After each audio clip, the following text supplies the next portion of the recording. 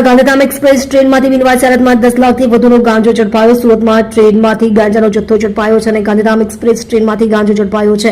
Railway પોલીસે 10 લાખથી વધુનો ગાંજો ઝડપ્યો છે અને પોલીસે 20.375 કિલોગ્રામ ગાંજો જપ્ત કર્યો છે. અજાણ્યા યુવક વિરુદ્ધ એનડીપીએસ હેઠળ ફરિયાદ નોંધાઈ છે. પોલીસ ટ્રેનમાં ચેકિંગ કરી રહી હતી તે દરમિયાન આ ગાંજો ઝડપાયો છે. લાખોના જથ્થા સાથે બિનવારસી ગાંજો ઝડપાયો. સુરતમાં ફરી ગાંજો ઝડપાયો છે અને ગાંધીધામ એક્સપ્રેસમાંથી ગાંજો ઝડપાયો છે. સુરત રેલવે પોલીસે ગાંજાનો જથ્થો ઝડપી પાડી અજાણ્યા શખ્સ વિરુદ્ધ એનડીપીએસ એક્ટ હેઠળ ગુનો નોંધ્યો છે.